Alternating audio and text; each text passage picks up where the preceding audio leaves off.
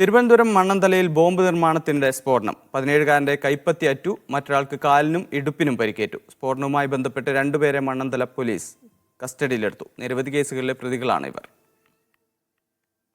മണ്ണന്തലയിൽ നിന്ന് 3 കിലോമീറ്റർ മാറി മലമുകളിലെ സ്വകാര്യ വ്യക്തിയുടെ പറമ്പിൽ വെച്ചായിരുന്നു ബോംബ് നിർമ്മാണം. കടയിൽ നിന്ന് സ്ഫോടക വസ്തു വാങ്ങിയ ശേഷം ബോംബിന് വീര്യം കൂട്ടാനുള്ള ശ്രമത്തിനിടെയാണ് സ്ഫോടനമുണ്ടായത്. സ്ഫോടനത്തിൽ 17-കാരനായ യുവാവിന്റെ ഇരു കൈപ്പത്തികളും അറ്റു. 22-കാരനായ അഖിലേഷിനും പരിക്കേറ്റു. ഇവർ മെഡിക്കൽ കോളേജിൽ ചികിത്സയിലാണ്. ഇവരുടെ സുഹൃത്തുക്കളായ കിരൺ, ശരത് എന്നിവരെ മണ്ണന്തല പോലീസ് കസ്റ്റഡിയിലെടുത്തു. ഇവർക്കെതിരെ മോഷണം, കഞ്ചാവ് വിൽപ്പന, പെട്രോൾ പമ്പ് ജീവനക്കാരനെ ആക്രമിച്ച സംഭവമടക്കം കേസുകൾ നിലവിലുണ്ട്. ബൈക്ക് മോഷണവുമായി ബന്ധപ്പെട്ട് പ്രതികളുടെ വീട്ടിൽ കഴിഞ്ഞ ദിവസം പോലീസ് എത്തിയിരുന്നു. പോലീസിനെ ആക്രമിക്കാനാണ് പ്രതികൾ ബോംബ് നിർമ്മിച്ചതെന്നാണ് പ്രാഥമിക വിവരം. ആരെയോ ദേവോത്തരം ഏൽപ്പിക്കാൻ വേണ്ടിയിട്ടുള്ളതാണെന്നാണ് മനസ്സിലാവുന്നത്. കാരണം ഇവർക്ക് അത്തരത്തിലൊരു ബാക്ക്ഗ്രൗണ്ട് ഉണ്ട്. നേരത്തെ മോഷണ ഇതൊക്കെ എക്സ്പ്ലോസീവ് കേസുകളിലൊക്കെ പ്രതിയായിട്ടുള്ള വ്യക്തികളുണ്ട്. ഇതിനകത്തുനിന്ന് 2 കേസുകളിൽ പ്രതിയായിട്ടുണ്ട്.